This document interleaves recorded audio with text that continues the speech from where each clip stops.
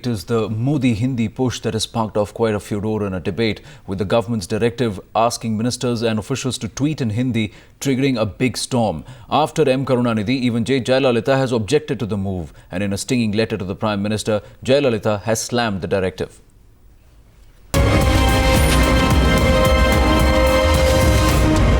अब हमारी रियासत में हमारे जो ऑफिशियल लैंग्वेजेस वो दो हैं, उर्दू है और अंग्रेजी है। हम तो अपने ऑफिशियल लैंग्वेजेस इस्तेमाल करते रहेंगे ना। जो हिंदी इस्तेमाल करना पसंद करें वो करें, लेकिन हमारा मुल्क इतना बड़ा है, आप एक मजहब, एक ज़बान, एक तरह जो है लोगों पे ठोस नहीं सकते हो। जो लोग हिंदी इस्तेमाल करना चाहें वो करें, जिन लोगों की मातृ ज़बान कोई और है वो दूसरी ज़बान इस्तेमाल करें।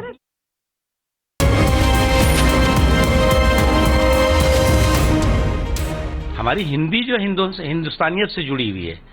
हिंदी का मतलब यह है हिंदुस्तानी भाषा, और उसमें जो है वो हिंदी का मतलब ये हुआ कि हिंदी अगर आप देखें जो हिंदुस्तान में बोली जाती है तो उसमें तेलुगु भी है, तमिल भी है, मलयाली भी है, मराठी भी है, गुजराती भी है, असमी भी है, बंगाली भी है। सभी भाषाओं का एक बहुत जो क्षेत्रीय भाषाएं हैं उनका मिश्रण है। और निश्चित तौर से हिंदी के बारे में हिंदी पखवाड़े मनते थे, हिंदी के बारे में बड़ी बड़ी बातें होती थी, और यहाँ तक कि एक चलन चल गया था, एक कहीं ना कहीं ऐसा एक सोच बन गई थी कि जिसको हिंदी आती है वो, या जो हिंदी लिखता पढ़ता है वो जो है वो जाहिल है, और जो अंग्रेजी वाला है वही काबिल है।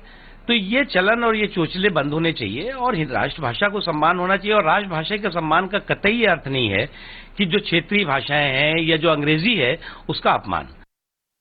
The language debate had divided India in the 60s. You had anti-Hindi agitations in the south. You had anti-English agitations in the north. A large number of student organizations owed their raison d'etre to these movements. So therefore, these are issues which belong to the past. And in today's day and age, how you communicate and what language you communicate is completely irrelevant. You know, even if the concerns of the Absolutely. I think those are legitimate concerns. You know, they may be voicing it for different reasons. But if you look at it in a perspective, I think it is completely irrelevant in today's day and age. And if at all this is the mindset of this government, then I'm afraid, you know, they will have to either move beyond it or they will take India back to the medieval times.